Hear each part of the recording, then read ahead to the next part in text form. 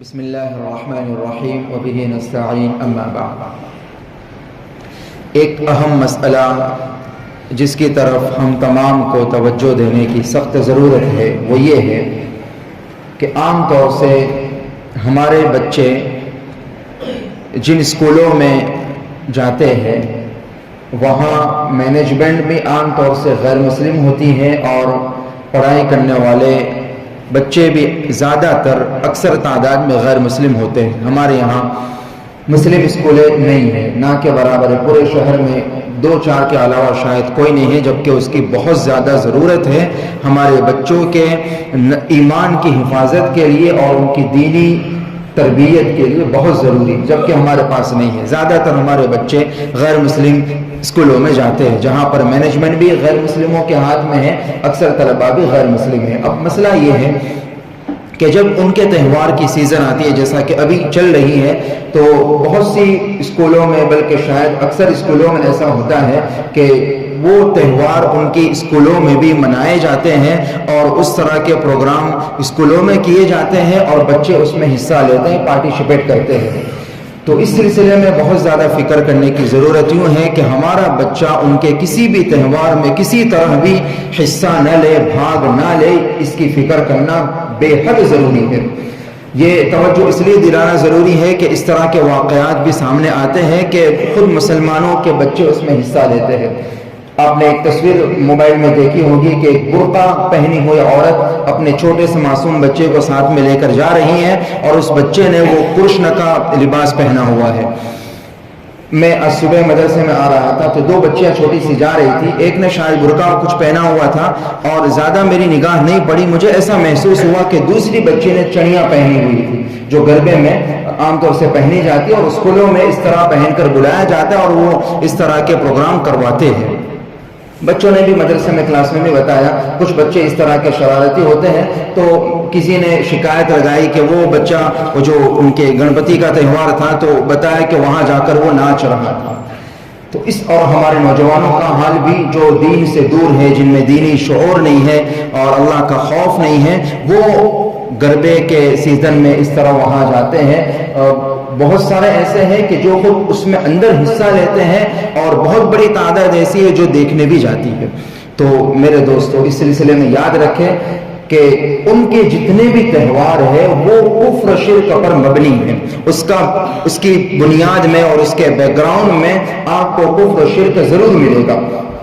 تو ایسے تہواروں میں جس کی بنیاد کفر شرک پر ہو اور جس میں کفر شرک والے اعمال کیے جاتے ہوں، مسئلہ یہ ہے کہ ایسے تہوار میں ایسے کسی بھی عمل میں شریک ہونا کسی بھی مسلمان کے لیے جائز نہیں ہے۔ اگر ایسے کفر شرک والے عمل میں کوئی شامل ہوتا ہے تو اس کے ایمان ہی کا خطرہ ہے۔ تو اس سلسلے میں ہمیں یوں فکر کرنے کی بہت زیادہ ضرورت ہے۔ ہمارے بچوں کو، ہماری نوجوان نسلوں کو یہ بتانا ضروری ہے کہ آپ کو ان چیزوں میں شریک ہونے کی کسی قیمت پر اجازت نہیں ہے۔ اگر ضرورت پیش آئے تو آپ اسکول میں جائیں، کچھ وقت لے کر کچھ گروپ بنا کر جائیں، مینجمنٹ سے بات کریں کہ آپ اگر اپنے حساب سے آپ کو کرنا ہے تو کریں، لیکن برائے مہربانی ہمارے بچوں کو اس سلسلے میں بالکل بھی نہ چھڑیں۔ ہمارے کسی بھی بچے کو پارٹیسپیٹ کرنے کا آپ بالکل بھی نہ کہیں۔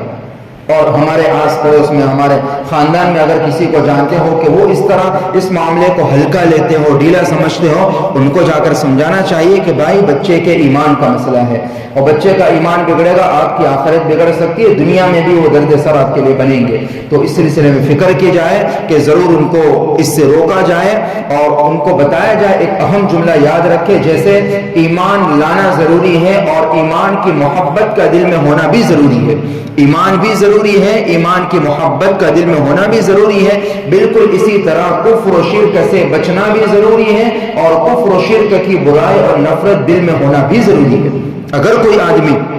کفر و شرک کو برا نہیں سمجھتا، یہ بھی خطرے کی گھنٹی ہے۔ جیسے پاخانہ، آدمی بچتا تو ہے لیکن کوئی آدمی ایسا ہو کہ جو پاخانے کو اچھا سمجھتا ہو، آپ کیا کہیں گے اس کو؟ یا کوئی اس کو برا نہ اچھا نہ صحیح، کم از کم یہ کہ پاخانے کو برا نہیں سمجھتا، اس کو دیکھ کر اس کے دل میں کوئی گھن محسوس نہیں ہوتی، اس کے بارے میں بھی آپ کہیں گے کہ اس کا علاج کرانے کی ضرورت ہے۔ اسی طرح کفر، کافر اور مشرک کی بات نہیں ہو رہی ہے، ان سے نفرت کرنے کو نہیں کہا جا رہا ہے، ان سے تو آپ محبت کیجیے، حسن سلوک کیجیے تاکہ آپ کے اخلاق سے متاثر ہو کر وہ اسلام کے قریب آ سکے۔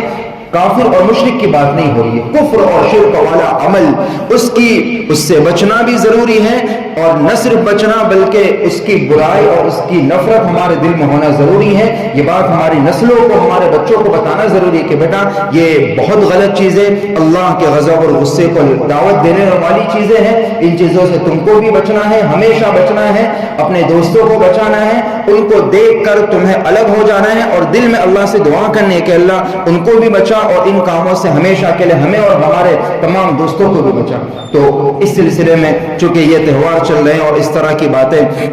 بہت زیادہ چل رہی اور پورا ماحول اور پورا معاشرہ وہ ہے، ہم بالکل ان کے درمیان میں جی رہے ہیں، اور لینا دینا، اٹھنا بیٹھنا اور اس طرح کے اسکول کالج وغیرہ کے نظام بھی انہی کے ساتھ مربوط ہیں، ملے ہوئے ہیں۔ اس لیے یہ بات آپ کے سامنے پیش کی گئی کہ اس سلسلے میں ہم ضرور فکر کریں، اپنے بچوں کو رات میں لے کر بیٹھے خاص طور سے ان دنوں میں، اور ان کو اس سلسلے میں متوجہ کریں، بہت پیار سے، بہت اچھے انداز میں ان کو سمجھائیں۔ ایمان اور ایمان کی محبت جیسے ضروری ہے ویسے کفر و شرک سے بچنا اور اس کو برا سمجھنا بھی ضروری ہے۔ اللہ تعالی ہم تمام کی اور ہماری نسلوں کی ایمان و عمل کی حفاظت فرمائے۔